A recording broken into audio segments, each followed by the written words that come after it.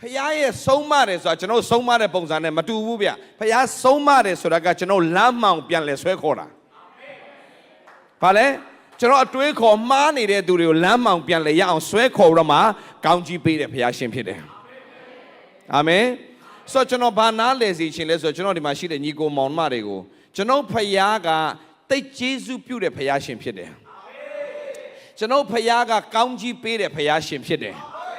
ကျွန်တော်ဖခင်ကကျွန်တော်တို့ကိုဘယ်တော့မှအဆုံးနဲ့ဟလာအရှုံးနဲ့အဆုံးမသက်စေခြင်းတဲ့ဖခင်ဖြစ်တယ်ကျွန်တော်ရဲ့အသက်တာတပတ်ပြီးတပတ်တလပြီးတလတစ်နှစ်ပြီးတစ်နှစ်ဆုံးရှုံးခဲ့တဲ့အရာတွေအားလုံးကိုပြန်လဲပေးခြင်းတဲ့ဖခင်ဖြစ်တယ်ကျွန်တော်တို့ကိုဟလာယောဂါကြီးနဲ့သေသွားဖို့အလိုရှိတဲ့ဖခင်မဟုတ်ဘူးဒါပေမဲ့ယောဂါထဲကနေလွတ်မြောက်စေခြင်းတဲ့ဖခင်ရှင်ဖြစ်တယ်ဒီမှာကြီးကိုမောင်တို့ကျွန်တော်ပြောမယ်တင်းကယောဂါနဲ့ကင်ဆာယောဂါနဲ့သေသွားတယ်ဆိုရင်တင်းကတာဝန်မကြေခဲ့ဘူးဘာလို့ဆိုတင်းကကင်ဆာယောဂါနဲ့သေသွားရင်တင်းကကင်ဆာယောဂါအမွေကိုတင်းမိသားစုထပ်ပြီးတော့ပေးခဲ့တာမဟုတ်ဘူးလားညီကိုမောင်မတို့အော်ကျမလည်းပဲဖြစ်ရှင်မမလဲကင်ဆာဆိုဘယ်ကနေစဖြစ်လာတာလဲပြောကင်ဆာဘယ်ကနေဖြစ်လဲဆိုတော့ဘယ်သူမှမသိပေမဲ့ဒီနေ့ဒီကင်ဆာဘလို့ကင်ဆာဆိုဘယ်ကနေဖြစ်လဲဆိုတော့ဘယ်သူမှမသိပေမဲ့ကျမ်းစာတော့ပြောထားတယ်ဘယ်ဆရာမှမဖော်ထုတ်နိုင်ဘူးဒါပေမဲ့ကျမ်းစာဖော်ထုတ်ထားတယ်ကျမ်းစာဘာပြောလဲဆိုတော့စိတ်ရှင်လန်းခြင်းဒီကျမ်းမာစေတယ်တဲ့စိတ်ပြက်ခြင်းမူကအယိုးတွေကိုတွေ့ချောက်သွားစေတယ်လူတယောက်ကိုချီနှောင်ထားရင်ကင်ဆာဖြစ်တယ်လူတယောက်ကိုခွင့်မလွတ်နိုင်ရင်ကြာလာရင်ဒီထဲမှာဘာဖြစ်လာသလားအကျိတ်တို့အထုံးဖွဲ့တို့စပြီဆိုတော့ဘာဖြစ်လာလဲဆိုတော့တဖြည်းဖြည်းနဲ့ဘာဖြစ်လာလဲဆိုတော့အမြင့်တွယ်လာတာခါတီးချင်းအမြင့်တွယ်တယ်လေကျမ်းစာပြောတယ်အမြင့်ဖြစ်စေတာပါလေဒီမှာဘာဖြစ်လဲခါတီးချင်းချီနှောင်ချင်းဝမ်းမမြောက်နိုင်ချင်းအဲ့ဒီကနေစတော့တာဒါကြောင့်ဖခင်ကဘာပြောလဲဆိုတော့စိတ်ရှင်လန်းခြင်းကျမ်းမာစေတယ်တဲ့စိတ်ပြက်ခြင်းကအယိုးတွေကိုတွေးချောက်စေတယ်တဲ့မကြီး cheerful heart is good medicine but a crushed spirit dry up the bones အယိုးတွေတွေးချောက်သွားစေတယ်ဆိုရဲအဲ့ဒါဘာလဲတလားကင်ဆာရဲ့လက္ခဏာချင်းစီတွေပါအကုန်ဆုတ်ချသွားတာအမြင့်တွေတွဲလာတယ်စတယ်တော့ပြဿနာစပြီဒါကြောင့်ကျွန်တော်ညီကိုမောင်မအားလုံးပြောပြချင်တယ်ဆိုတော့ okay မတိလို့ဆုံးရှုံးသွားတယ်ဆိုတော့အဲ့ဒီလူသားတွေအတွက်ဖခင်က generation by generation မှာကောင်းကြီးဖြစ်စေဖို့ဖခင်ကဘာပြန်လုပ်ပေးလဲဆိုတဲ့အခါမှာမင်းအားဖြင့်မင်းရဲ့မျိုးဆက်တွေဟာယောဂမချန်ထားဘဲနဲ့မင်္ဂလာကိုချန်ထားခြင်းနဲ့မျိုးဆက်ဖြစ်ခြင်းနဲ့ဆိုရင်တဲ့သင်ဟာမင်္ဂလာရှိတဲ့မျိုးရိုးကိုစတင်တည်ဆောက်ရမယ်မင်္ဂလာဖြစ်တဲ့မျိုးရိုးကိုစတင်ပြီးတော့မှတည်ထောင်နိုင်တဲ့သူဖြစ်ရမယ်ဘယ်လိုတည်ထောင်မှာလဲတဲ့မင်္ဂလာဖြစ်ခြင်းညီကိုမောင်မတို့ရိုးရိုးလေးပဲညီကိုမောင်မတို့မင်္ဂလာဖြစ်ခြင်းဖခင်ကကျွန်တော်တို့ကိုဘယ်တော့မှမစွန့်ပစ်တဲ့ဖခင်ဆိုယုံပေးပါနံပါတ်1ဘာယုံမှာလဲဘယ်တော့မှမစွန့်ဘူးငါ့ကိုဘယ်တော့မှအဲ့လိုအရှုံးနဲ့အဆုံးမသက်စေဘူးဆိုတာကိုယုံရဲတဲ့သူဖြစ်ပါစေယေရှုခရစ်ပြောဟလာအခုနပြောခဲ့တယ်လို့ပါပဲဘာပြောလဲဆိုတဲ့အခါမှာတခုခုဖြစ်ပြီဆိုငါ့ကိုဖခင်ဆုံးမပြီဆိုတော့အတွေးခေါ်တဲ့တော့မှမရှိပါနဲ့ဟုတ်လားမသိဘူးဖခင်ဆုံးမဖို့လာကဲတင်ဖို့လာယေရှုခရစ်လောကကိုကြွလာတာဆုံးမဖို့လာကဲတင်ဖို့လာလားYeah ဒါဆိုယေရှုခရစ်တော်လောကမှာခံခဲ့တဲ့ဒုက္ခတွေမှာရှင်းလင်းပြောရင်လက်ဝါးကတ်တိုင်ဆိုတာကဟာလာတကယ်ကိုကျိန်စာကြီးပေါ့ဗျာတနည်းအားဖြင့်ပြောရင်ဒါအသေးဆိုးပေါ့အစိမ့်သေးကြိုက်တာပြောလို့ရတယ်ဒါပေမဲ့အဲ့ဒီယေရှုခရစ်တော်ကလက်ဝါးကတ်တိုင်မှာအသေးဆိုးနဲ့သေတာကကျွန်တော်အသေးဆိုးနဲ့မသေရဘူးရှင်းပြောပြရင်ကျွန်တော်တို့အတွက်ရေတရားလာချိပေးသွားတာအဲ့ဒါကိုတကယ်ယုံကြည်ရတဲ့သူကသင်ရမင်္ဂလာစဖြစ်တာပဲတခုခုဖြစ်ပြီဆိုတာနဲ့သင်ကြည့်ရမှာငါဘာမှားလဲဆိုတာကြည့်မှာတဲ့ငါရဲ့အမှားတွေအလုံးလောကထဲမှာအကုန်ဖြည့်ရှင်းပေးတဲ့ယေရှုအပြင်ငါကမင်္ဂလာပြန်ရှိကိုရှိရမယ်အာမင်တခုခုပြဿနာဖြစ်လာရင်သင်ရဲ့ focus ကသင်မှာလားယေရှုမှာလားယေရှုမှာရှိရမယ်သင်မှာဘာမင်္ဂလာမှမရှိဘူးဒါပေမဲ့ယေရှုအပြင်သင်မင်္ဂလာအကုန်ဆွဲယူပိုင်ခွင့်ဖခင်ပေးထားပေးတာဖြစ်တယ်အာမင်ဆိုတော့ဒီမှာရှိတဲ့ညီကိုမောင်မတွေဒီနေ့မှာကျွန်တော်ဘာအားပေးခြင်းတလဲလို့ပြောလာရင် ကျွန်တော်တို့ရဲ့ဖယားကကျွန်တော်ကောင်းကြီးပေးခြင်းနဲ့ဖယားဖြစ်တယ်ဆိုတာသင်သိဖို့လိုတယ်ဒါဆိုတခုခုဖြစ်လာရင်ငါရဲ့အသက်တာဖယားနဲ့မှားတဲ့အတွက်ကြောင့်ငါကောင်းကြီးမခံစားရတော့ဘူးလို့သင်ယုံရင်ကျွန်တော်တခုနားလည်အောင်ပြောပြမယ်သင်ပါတာသင်ယုံတာမှားနေပြီဒါဆိုကျွန်တော်နားလည်အောင်ပြောပြမယ်သင်မကောင်းတဲ့အကျင့်ဆိုးသင်မှာရှိနေတယ်အဲ့ဒီအတွက်မကောင်းတဲ့အကျင့်ဆိုးကြောင့်သင်အမင်္ဂလာဖြစ်တော့မလို့သင်ယုံသင်မှားသွားပြီโอเคဒါဆိုထပ်ပြောမယ်သင်မှာမကောင်းတဲ့အကျင့်ဆိုးရှိတယ်အဲ့ဒီမကောင်းတဲ့အကျင့်ဆိုးကိုသင်ကဖျားမကြိုက်မှန်းနဲ့သိတယ်ထက်ခါလုံနေသင်ဘယ်လိုလုပ်မလဲပြောရတာအခုနယေရှုခရစ်တော် तू ကလောကကိုဘာလုပ်ဖို့လာလို့ပြောလဲဘာလုပ်ဖို့လာလဲโอเคဒါဆိုကျွန်တော်ပြောပြမယ်အခုဒီထဲမှာဘယ်သူကျွန်တော်မသိဘူးဖျားမကြိုက်မှန်းနဲ့သိတယ်သင်ထက်ခါအဲ့ဒီအကျင့်ဆိုးကိုသင်ပြန်လုံနေမိတဲ့အတွက်သင်ကိုယ်တိုင်ကစိတ်ညစ်နေရတဲ့သူရှိတယ်โอเคလူတိုင်းမှာလည်းရှိနိုင်တယ်သူ့အကျင့်ဆိုးနေတဲ့သူရှိတယ်โอเคသင်ဘယ်လိုလုပ်မလဲပြောမကြည့်မှတ်တာသင်ရောအပြစ်ကနေပဲကယ်တဲ့ဖခင်မို့အဲ့ဒီအကျင့်ဆိုးကနေလည်းကယ်တဲ့ဖခင်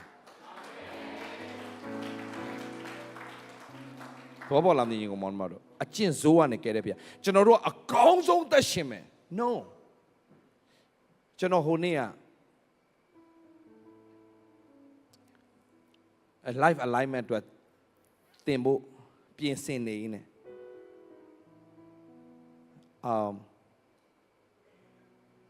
တစ်ချက်ပေါ့ဘာသွားတွေ့လဲဆိုတော့လူတယောက်ရဲ့အတ္တတာမတိုးတက်တာဘာကြောင့်လဲဆိုတော့တဲ့ကို perfect ဖြစ်အောင်လုပ်တဲ့လူကမတိုးတက်တော့ဘူးတဲ့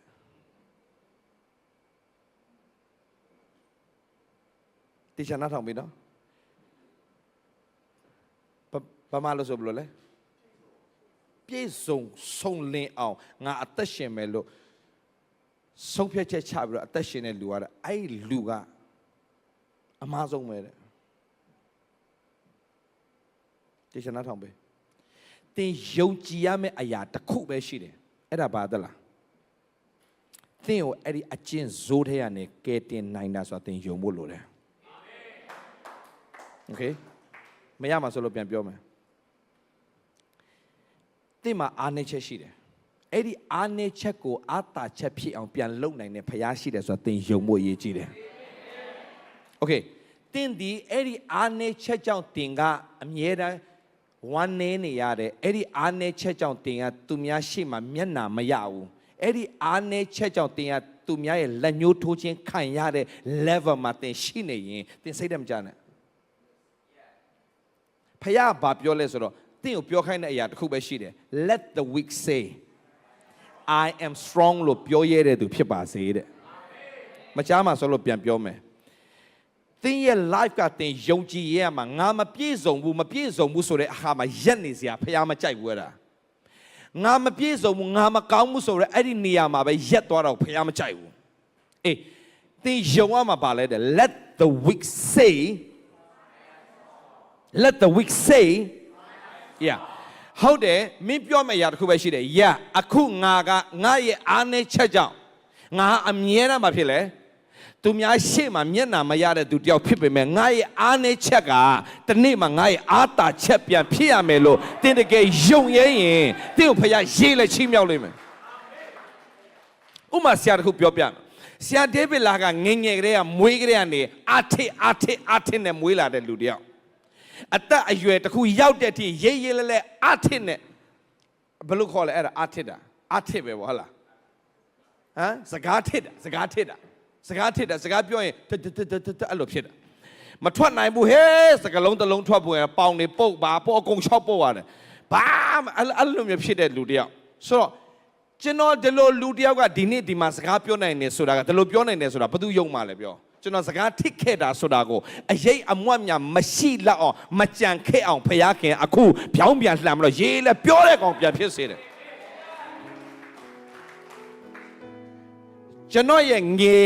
ငယ်ဘဝမှာရှိခဲ့တဲ့သူတွေအားလုံးငယ်တုန်းကတွေ့ခဲ့မှုတဲ့သူတွေအားလုံးမေးလို့ရတယ်ကျွန်တော်တကယ်စကားထစ်တဲ့ကောင်ဒါပေမဲ့အဲ့ဒီတ ဒါကျွန်တော်ကကျေးဇူးတော်ပဲလေနော်စကားထစ်ခဲ့တာဆိုတာကျွန်တော်ကတကယ်တတ်သိရှိတယ်အဲ့လောက်စကားထစ်ပြီးတော့ဘယ်တော့မှအစင်မပြေတဲ့သူတယောက်ကအခုအချိန်မှာစကားအများဆုံးပြောရတဲ့သူဖြစ်စေတယ်စကားပြောတော့မှအိမ်ထဲမှာပြောရတာမဟုတ်ကဘာပတ်ပြီးတော့ကဘာပတ်ပြီးတော့ရေးရေးလေးလေးပြောရတယ်ဆိုတာဘာလဲတလား let the weak say I am strong ဒီနေ့တင်တို့ဘာအားပေးချင်တယ်လဲဆိုတော့ကျွန်တော်ကငငယ်ကလေးကတင်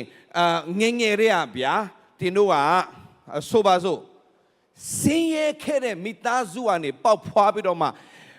ဘယ်တော့မှအဆင်မပြေခဲ့တဲ့မျိုးရိုးကနေတင်ကြီးပြင်းလာပြီးတော့အခုဒီလည်းအဆင်မပြေဘူးဆိုရင်ဟယ်လိုအဲ့ဒီလိုမျိုးဖြစ်ငါတို့ဘွားတော့ကွာဘယ်တော့မှအဆင်ပြေဘူးအဲ့လိုတတ်မှတ်တယ်ဆိုအခုဗဇက်ကိုပြန်ပြောင်းလိုက်ဗဇက်ကိုပြောင်းခိုင်းတာမဟုတ်ကွာစကလုံးပြန်ပြောင်းလိုက်တော့ဗဇက်ပြောင်းလို့မရစကလုံးပြောင်းရတာဘာပြန်ပြောင်းမလဲဆိုတော့ငါအမျိုးထဲမှာတခါမှမရဘူးတဲ့မင်္ဂလာငါပြန်ရရမယ်ဒီမှာရေးကြစမ်းမအောင်သားတို့ရဲ့ဒီမှာရေးလိုက်စမ်းမသားတို့ရဲ့တို့သားလေးလားသမီးလေးလားမသိပါဘူးရေးလိုက် let the poor say I am rich လို့ကျွန်တော်ပြောခိုင်းတာမဟုတ်ဖယားတကယ်ပြောခိုင်းတာအဲ့ဒီကျမ်းစာရှိတယ်ဟုတ်လားဟုတ်ပြီငယ်ငယ်ကလေးကရှူနာရှိုက်ကုန်းဖြစ်ခဲ့တဲ့အဖွဲကြားဘူးလားရှူနာရှိုက်ကုန်းငယ်ငယ်တွေကဘယ်တော့မှမချမ်းမာတဲ့အဖွဲတွေโอเคတင်အသက်ကြီးလေချမ်းမာလေဖြစ်မယ်ဆိုတာတင်တကယ်ယုံရဲလားဒါပဲကျွန်တော်မေးချင်တယ်ကျွန်တော်တို့ဖယားအဲ့လိုဖယားဟဲ့မဲယုံငယ်ငယ်တွေကတင်ယုံဆိုးခဲ့တယ်ဆိုပါစို့အသက်ကြီးလေကြီးလို့ကောင်းလေဖြစ်အောင်ဖယားလုပ်ပေးနိုင်တယ်ဖယားဟာကျွန်တော်ကချောတဲ့ထဲမှာမပါဘူးဆိုတော့အားလုံးလက်ခံပါတယ်ဒါပေမဲ့ကျွန်တော်တနေ့ပြီးတစ်နေ့ကျွန်တော်ပြောရတယ်ကျွန်တော်လွန်ခဲ့တဲ့10နှစ်ရုပ်နဲ့အခုရုပ်မတူဘူးနော်ဟိုတော့ဖိုးကြီးရုပ်လို့ဘာလို့နဲ့နော်တကယ်ကျွန်တော်10နှစ်ပုံနေခင်ဗျားတို့နောက်မှပြန်ကြည့်ဟေးနင်တို့မှရှိရင်ပြစားနင်တို့လည်းရှိမှမထင်ပါဘူးရှိလားဒါဒီဆရာချက်တို့ဆိုတာဆရာနောက်လိုက်ခဲ့တာဘယ်နှစ်ကျော်သွားလဲ10နှစ်ကျော်ပြီလား73နှစ်ဆရာချက်တို့ဆရာလိုက်ခဲ့တာအခုသူတို့နဲ့ညီကိုလိုပြန်ဖြစ်နေ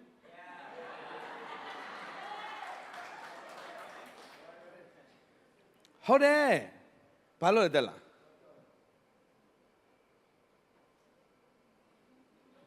let the ugly say I am handsome. Ella.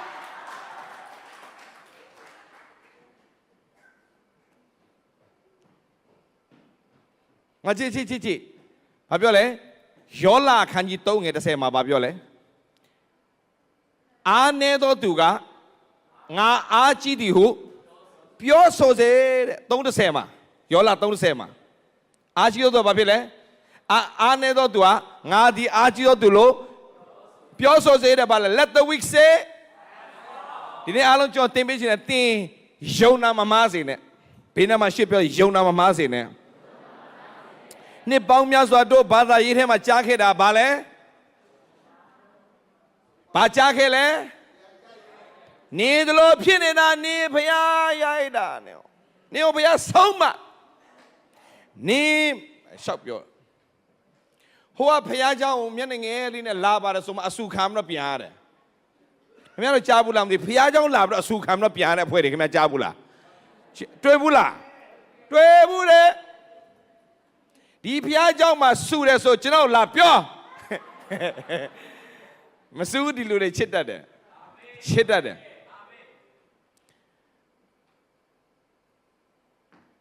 ကျွန်တော်သာအပြစ်ပြောရမယ်ဆိုရင်ဒီလူတွေဆရာမဖြစ်လာဘူးစတိုင်တွေကအမျိုးစုံပဲဒါပေမဲ့ဘုရားကျေးဇူးတော်ကြောင့်ဘုရားခင်ခုအသုံးပြုတယ်တာ၍ဘုရားချီးမြှောက်မယ်ပြောရအောင် let the weak say I'm strong ငယ်ငယ်လေးကတင်အရန်ကိုချူချခဲ့တာဒါပေမဲ့တင်ပြောမယ်စကားတစ်ခုမှရှိတယ်ဗာလဲ I'm strong ပြောကြည့်အောင်I'm strong 呀，你给我忙嘛咯？ကျွန်တော်အသက်30တုန်းကကျွန်တော်ဒိုက်90မနေ့ထိုးရတယ်ကျွန်တော်အခုအသက်90နာကတ်လာပြီကျွန်တော်အခုအချက်တရာအေးစေးထိုးနိုင်တယ်ကျွန်တော်ဒိုက်နင်အဲ့လိုရုပ်ဆိုးပါဆိုးတော့နင်တို့မလောက်ကြနဲ့လေဒီလောက်နည်းနည်းကောင်းတဲ့ဟာတွေရှောက်ရွေးလေနင်တို့အဲ့ဒါဘယ်တော့သွားပြီဒီဘဝနင်တို့ဘယ်တော့ရိုက်တာလဲကွာနင်တို့ဟမ် MCA မလား MCA အဖွဲ့တွေကွာငါပြန်ပြောရမယ်ကွာဒါပေမဲ့အဲ့ဒါကဒါဘယ်တော့ကလဲကွာအဲ့ဒါကထောင်ထဲကထွက်လာပြီးတဲ့အချိန်ထောင်ထဲထွက်လာပြီးတဲ့အချိန်ဒါကမျက်မှောင်ပါနေတော့မယ်2022မှာကျွန်တော်ဝန်ခံတာဘယ်လိုဝန်ခံလဲသိလားမျက်မှောင်ကျွတ်ကိုကျွတ်ရမယ်ကွာလို့ကြာ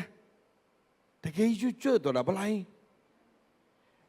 အဲ့ဒါတချို့ခရိယန်တွေကလေဆရာညက်ကမှန်တက်တာလားယုံကြည်ခြင်းအရန်ရှိတဲ့ဖွဲ့ဒီမှာလာထိုးကြည့်လို့ငါအဲ့လိုပဲပြောတော့မယ်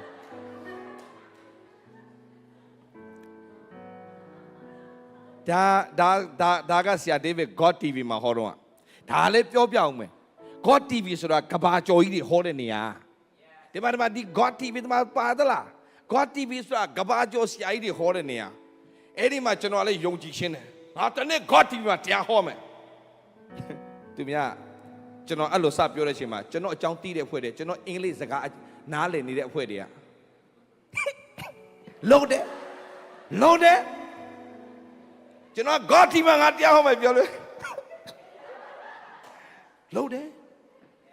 အမေကျွန်တော်ယုံတယ် Come on let the weak say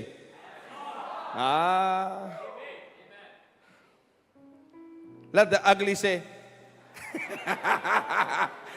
I am beautiful ပြောလိုက်စမ်းပါI am beautiful no matter what they say မစတီတော့ဆိုကြည့်တင်နားလေရမှာကတင်ယုံနာမမားစေနဲ့သူများပြောတဲ့အတိုင်းနင်ကဟောတယ်နင်ကိုဖျားခင်ဆုံးမတာနော် no ငါ့ကိုဖျားသခင်မဆုံးမတော့ဘူး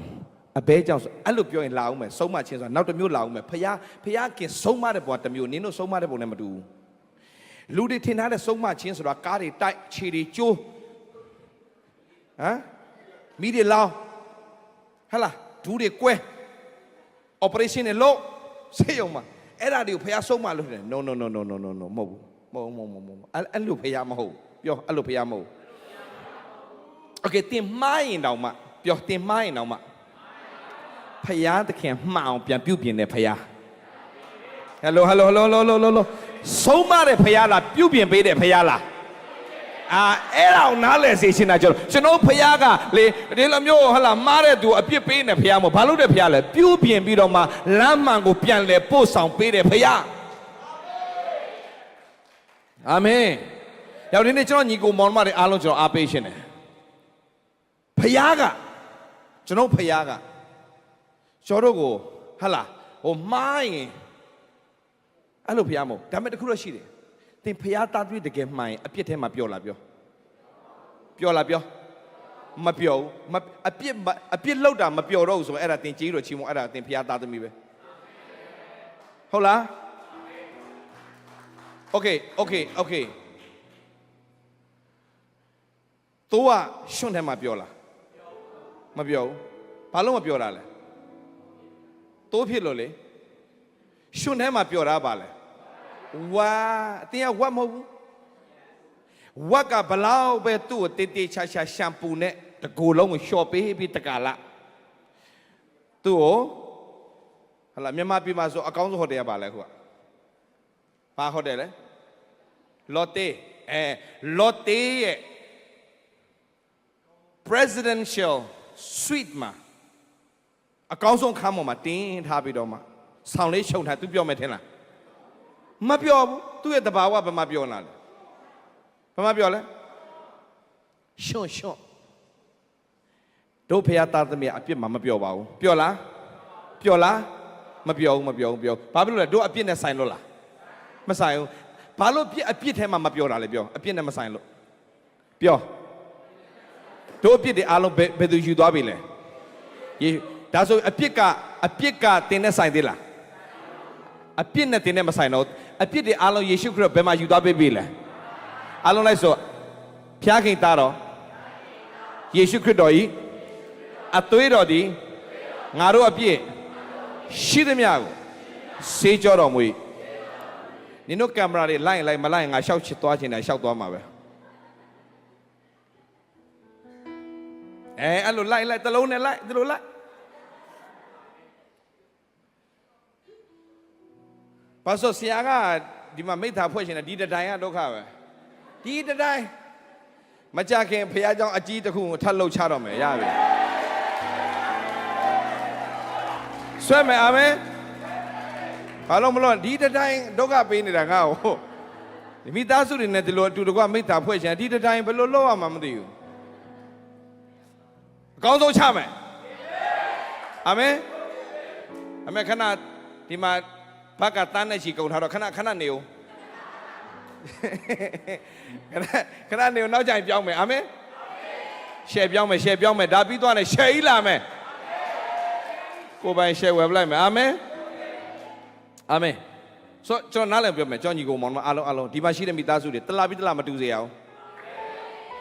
အာမင်ယုံကြည်ပါသလားဟေးဒီထဲမှာအစင်မပြေတဲ့သူတွေဘာတွေကြားရင်ခင်ဗျားတို့ချက်ချင်းကူညီကြတယောက်ကူညီကြအာမင်ကူညီကြနော်ဖန်ခါပြီဆိုတဲ့သတင်းဆရာမကြားချင်ဘူးနော်โอเค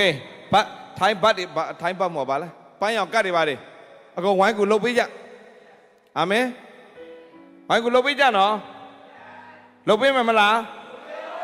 very good ယုံကြည်ရှင်တိဆောက်ခိုင်းတာတော့မှပေမဲ့တခါလဲပေးတတ်အောင်မလားမင်းယုံကြည်ရှင်တော့သွားမင်းရှွန်းဟုတ်ကဲ့ဆိုသူလည်းပြန်သွားပဲယုံကြည်ရှင်အဲ့လိုဖြစ်စေနဲ့ကျွန်တော်ဖခင်ကဘယ်တော့မှတင့်ကိုဆုံးရှုံးစေခြင်းနဲ့ဖခင်မို့တင့်ရဲ့အားနည်းချက်တွေအားလုံးကိုအားသာချက်ပြန်ဖြစ်ဖို့ဖခင်သခင်အမြဲတမ်းပြင်ဆင်နေဖခင်ဒီနေ့ရဆိုင်ကျွန်တော်ပြောမယ်ဥစ္စာပေါ်ဗျာ9/11ကိစ္စကျွန်တော်ပြန်စဉ်းစားတော့အမေရိကန်တွေအဲ့ဒါယုံသွားတယ်မှားသွားတာဖခင်ကသူတို့နိုင်ငံကို no အဲ့လိုပြောနေချိန်မှာဘာဖြစ်လဲသလားဟိုဘက်အဖွဲ့တွေလေဟိုဘက်အဖွဲ့တွေအရှိလေပိုင်းဟုတ်လား Middle East အဖွဲ့တွေကဘာပြောဆိုဟုတ်တယ်တဲ့ဘုရားဆုံးမတာအလ္လာဟ်အက္ဘာဘုရားကဆုံးမတာ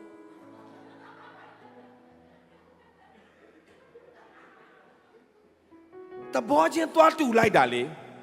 ဘာသာချင်းတဘောသွားတူလို့မရဘူးတို့ဖရားအဲ့လိုဖရားမဟုတ်ဘူးကျွန်တော်ဖရားကတော့အဲ့လိုဖရားမဟုတ်ဘူးပြောကျွန်တော်ဖရားလို့ဖရားမဟုတ်ဘူးပြောရအောင်ကျွန်တော်ဖရားကောင်းမြတ်တယ်ဖရားဒါကြောင့်2025မှာဖရားကောင်းမြတ်တယ်လို့သင်ဝန်ခံရင်ဖရားကောင်းမြတ်ခြင်းနဲ့သင်စတင်တော့ခံစားလိမ့်မယ်ကျွန်တော်ပြောမယ် God is good လို့ပြောရင်သင်ပါပြောမလဲပြောချင် God is good all the time ဟာတော်အင်္ဂလိပ်စာပြီးတဲ့အဖွဲတွေပဲဇာတွေတောင်ဆင်လာတယ်လို့ခံစားပြန်ပြောကြအောင် God is good all the time yes ညီကောင်မောင်တို့ကျွန်တော်ပြောပြရှင်းတယ်ကျွန်တော်ကအစကအင်္ဂလိပ်စကားဒီထိုင်းနိုင်ငံရောက်ခါစား1995ခုနှစ်မှာကျွန်တော်ဒီထိုင်းနိုင်ငံကိုစရောက်တယ် okay စရောက်တဲ့ချိန်မှာကျွန်တော်အမေကအင်္ဂလိပ်ဖျားကြောင်တက်တယ်ကျွန်တော်သွားလိုက်တက်တယ်တလုံးမတက်ဘူးဒီနေ့ဒီမှတ်မိတယ်အဲ့ဆရာကြီးနာမည် Pastor Terry တဲ့အင်္ဂလိပ်သင်တော်မှာစင်မောတက်လိုက်ဆင်းလိုက်သူဟောလိုက်ကျွန်တော်လည်းကြည့်တယ်အရှမ်းနားလေရှင်းတယ်အရှမ်းနားလေရှင်းတယ်အပတ်တိုင်းသူကလည်းအာရပါရဟောတော့ကျွန်တော်လည်းလိုက်သွားတော့တယောက်တည်းငုတ်တုတ်ကြီးလေဗျာဆိုနားမလဲတဲ့ပုံစံဖြစ်လာတော့ကျွန်တော်လည်းစိတ်မကောင်းဘူးအဲ့ဒါသူများလည်းအရန်ရီတော့ကိုလည်းလိုက်ရီတယ်နားတော့မလဲဘူးလေဒါပေမဲ့သူများရီလို့ကိုလိုက်မရီရင်ကိုကဘာကြီးလဲဆိုကျွန်တော်လိုက်ရီပလိုက်တယ်သူများပြန်တီးရင်လည်းကိုလည်းခတ်တီးနေတီးလိုက်တယ်သူများထင်သွားတာကျွန်တော်တော်တော်လေးနားလေတယ်လို့ထင်လဲကျွန်တော်ရီလိုက်ရီနာ哦အချိန်နေကြည့်တော့ကျွန်တော်လိုက်ရည်နေရတာလိုက်လို့ဘာညာလိုက်လို့ဒါပေမဲ့အဲ့မှာကျွန်တော်အမေရဲ့တငယ်ချင်းကဒီဖွားကြီးရဲ့စကားများလို့ဘယ်သူမှသူ့နဲ့မိသားမဖွဲ့ချင်ဘူး तू ကလည်း तू စကားများမယ်လို့လိုက်ရှာတော့ကျွန်တော်တွေ့သွားတာ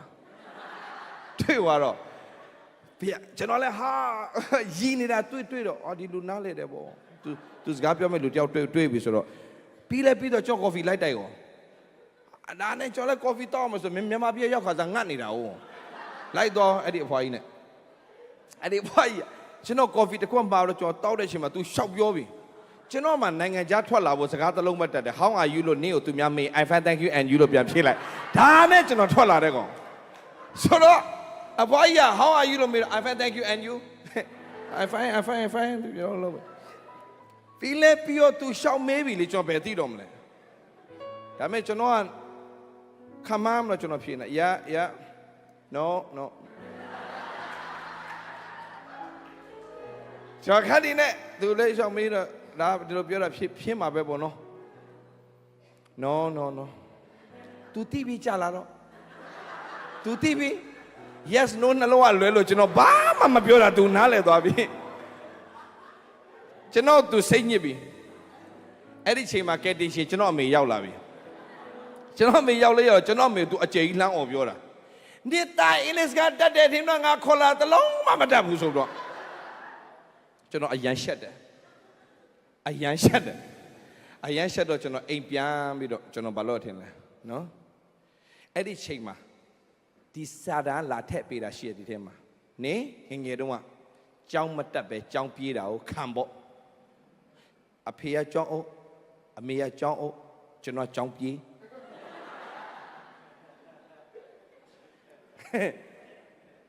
ဒါကြောင့်အထဲမှာလာထက်ပေးတာအမြဲတမ်းအပြစ်တင်တာဖျားမဟုတ်ဘူးစာတန်းမထားကျွန်တော်ပြောမယ်ယောဟန်ခန်းကြီးယောဟန်ခန်းကြီး30အငယ်30ဒါလေးပဲဖတ်လိုက်မြန်လေးဖတ်အလွတ်လေးဖတ်လိုက်ငါသားလေးရဖတ်လိုက်ငါသားအာဟာမိုက်ကလေးကင်ငါသားလေး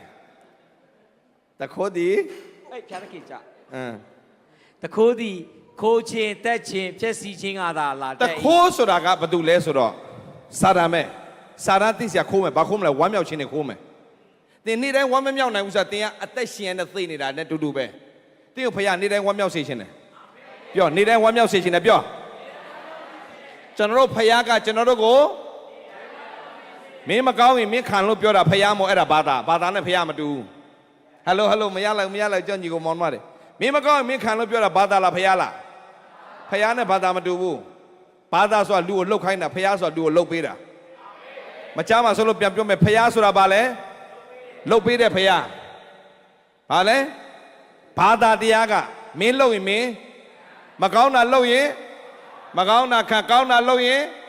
စံဒါပဲအဲ့ဒါဘာလဲဖခင်မို့အဲ့ဒါဘာသာဟုတ်လားဒီမှာဘာသာနဲ့ဖခင်ဆိုတာနားလည်အောင်ရှင်းပြမယ်ဒီနိုင်ငံနဲ့ရှင်းပြတော့မယ်ဒီနိုင်ငံမှာပြညတ်ဒီနိုင်ငံမှာဥပဒေရှိလားအာဟာဥပဒေအရာ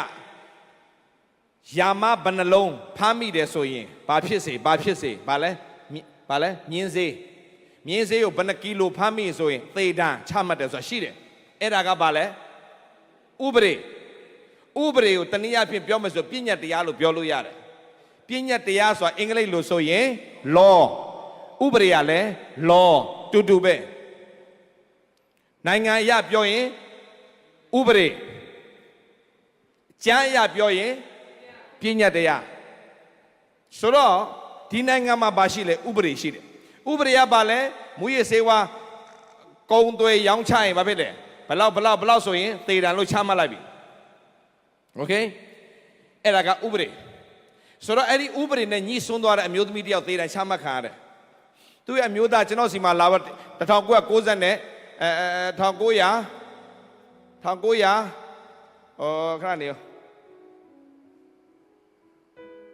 sorry 2009မှာကျွန်တော်ဒီကိုပြန်လာတယ်2009ဟုတ်တာဗော2009ဒီထိုင်းနိုင်ငံပြန်လာတယ် MCA မှာကျွန်တော်တရားဟောတယ် MCA မှာတရားဟောတယ်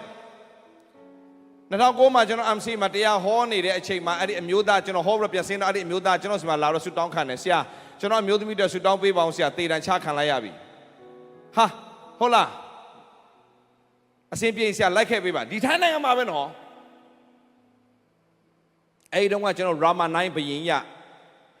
မတည်သေးဘူးအခုတော့ဒါသူ့သားဆိုတော့အဲ့ဒီဘယင်ကြီးရဲ့ကာလမှာပဲဥပဒေကဘာလုပ်ထားလဲဒီလိုဆိုသေးစီစီစဉ်လိုက်ပြီဒါပေမဲ့ကျွန်တော်လည်းဆူတောင်းပေးတယ်ရိုးလေးပဲဘုရားသခင်လမ်းမရှိတဲ့အချိန်မှာလမ်းကိုပြင်ဆင်ပေးတယ်ဘုရားဖြစ်ပါတယ်ဘုရားခင်တနာပါကယူနာနဲ့မဆပါဒီလိုဆူတောင်းမကျွန်တော်ပြန်လာတယ်ရနေငယ်ကြားတဲ့ခါမှာသူ့ရဲ့ယောက်ျားကအစောကြီးဖုံးဆက်လာတယ်ဆရာရဲ့ကျွန်တော်မိန်းမလွတ်သွားပြီဥပဒေကလွတ်เสียလားမရှိတော့ဘူးဒါပေမဲ့ကျွန်တော်မိန်းမလွတ်သွားပြီဒါတကယ်ဖြစ်ပြဒီမှာ2009မှာကျွန်တော်မိန်းမလွတ်သွားပြီဘာဖြစ်လို့လဲဆိုတော့ဥပဒေရှိပေမဲ့ဥပဒေကတော့ဟာလားကောင်းပါတယ်ဥပဒေဆိုတာမကောင်းတဲ့လူတွေချမှတ်ထားတဲ့ဥပဒေလူကလည်းမကောင်းနိုင်ပါဘူးဒါပေမဲ့ဘယင်ကြီးကသူ့ရဲ့မွေးနေ့မှာဟိုအချို့ဆိုရင်မွေးနေ့မှာဘာလုပ်လို့ရှိတယ်ငါးတွေလွတ်လိုက်ငှက်တွေလွတ်လိုက်လှောင်ရင်ထဲကနေလေမရှိဘူးလားဘယင်ကြီးကသေမိန်ချထားတဲ့လူတွေလွတ်မြဲထုံးစံသူ့မှာရှိတယ်ဒီရာမာနိုင်ဘယင်ကြီးဆိုတော့ဒီရာမာနိုင်ဘယင်ကြီးကလွတ်မြဲထုံးစံရှိတဲ့ထဲမှာအဲ့လိုမျိုးသေတာမိန်ချခံထားတဲ့သူကိုလွတ်မြောက်ခွင့်ပေးလိုက်တာအဲ့ဒီထဲမှာအဲ့ဒီမျိုးသမီးပါသွားလား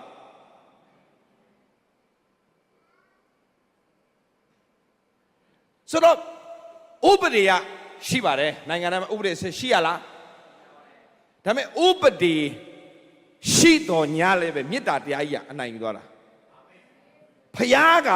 အဲ့လိုမျိုးပဲဘာသာနဲ့ဖယားကအဲ့လိုကြွားတယ်ဘာသာတရားကြောင့်ပါလေမင်းလို့မင်း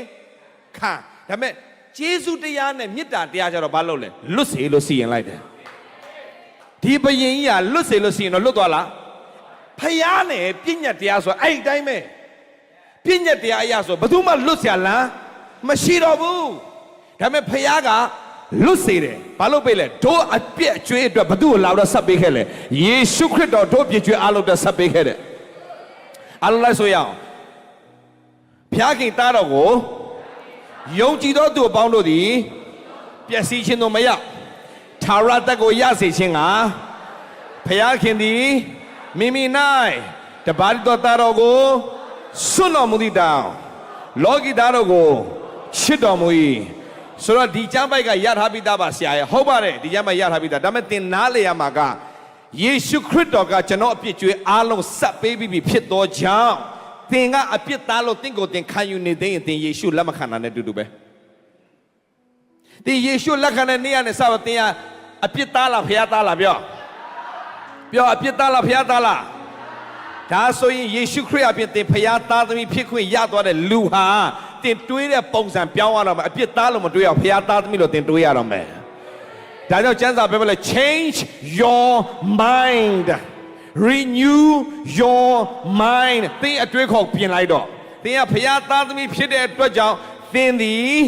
ဖျားရဲ့မေတ္တာနဲ့ဂရုဏာကျေးဇူးအထူးခံရမဲ့သူဖြစ်တယ်ဟုတ်လား